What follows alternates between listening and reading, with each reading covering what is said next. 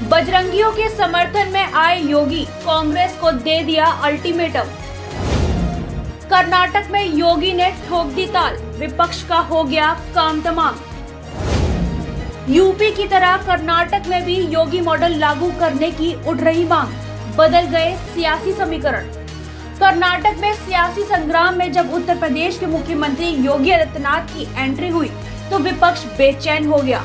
कांग्रेसियों की योगी आदित्यनाथ ने ऐसी कनपटी गर्म की कि हर कोई हैरान रह गया।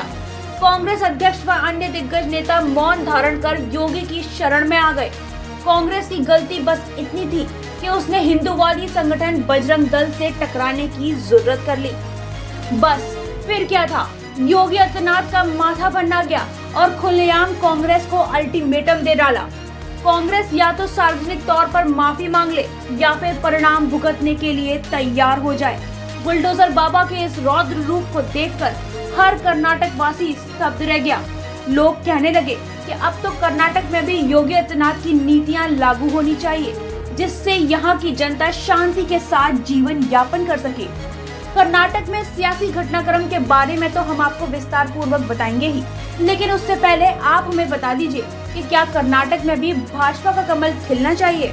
बता दें कि कर्नाटक चुनाव में बजरंग दल पर बैन लगाने के कांग्रेस के वादे को लेकर भारतीय जनता पार्टी ने हल्ला बोल दिया है। प्रधानमंत्री नरेंद्र मोदी के साथ ही बीजेपी के तमाम बड़े नेता इसे लेकर कांग्रेस पर लगातार हमला बोल रहे हैं। अब उत्तर प्रदेश के मुख्यमंत्री योगी आदित्यनाथ ने भी कांग्रेस पर इसे लेकर वार किए हैं। यूपी के सीएम योगी ने कर्नाटक के चिकमंगलुरु जिले के कोप्पा में चुनावी रैली को संबोधित किया। योगी आदित्यनाथ ने बजरंग दल पर प्रतिबंध लगाने के कांग्रेस के वादे को लेकर विपक्षी पार्टी पर जमकर हमला बोला। उन्होंने कहा कि प्रदेश प्रभु श्री राम की पावन जन्मभूमि है। सीएम योगी ने कहा कि मैं प्रभु श्री राम की भूमि उत्तर प्रदेश से भगवान हनुमान की जन्मभूमि कर्नाटक आया हूँ। कर्नाटक और उत्तर प्रदेश के एक दूसरे से जुड़े रहकर एक भारत श्रेष्ठ भारत को साकार कर रहे हैं।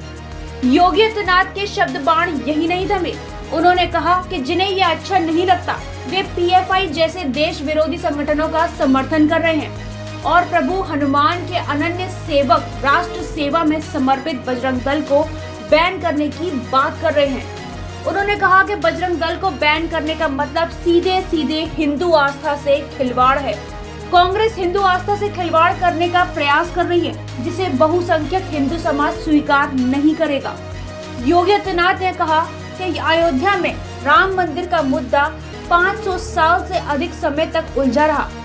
उन्होंने कहा कि इसके समाधान के लिए हम लोगों ने नारा दिया था, जयकारा वीर बजरंगी हर हर महादेव। यूपी के सीएम योगी ने कार्यक्रम में मौजूद लोगों से ये नारा भी लगवाया।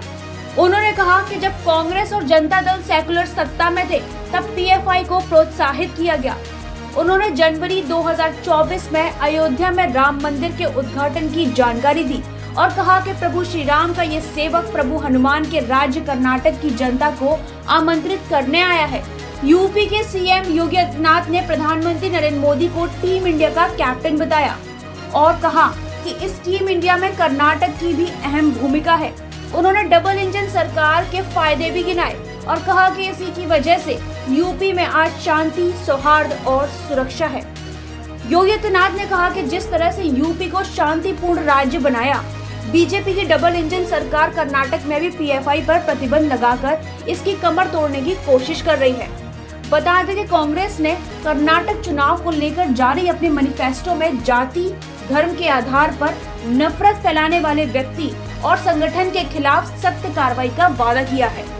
कांग्रेस ने मैनिफेस्टो में कहा है कि हमारा मानना है कि कानून और संविधान पवित्र हैं और इनका किसी भी व्यक्ति या बजरंग दल, पीएफआई जैसे संगठनों की ओर से नहीं किया जा सकता। कांग्रेस के इस विवादास्पद कदम से हिंदूवादियों में जबरदस्त आक्रोश उमड़ पड़ा, जिसका खामियाजा कांग्रेस को चुनाव में करारी शिकस्त पाकर भुगतना पड़ सकता है। Bureau report, TNF today.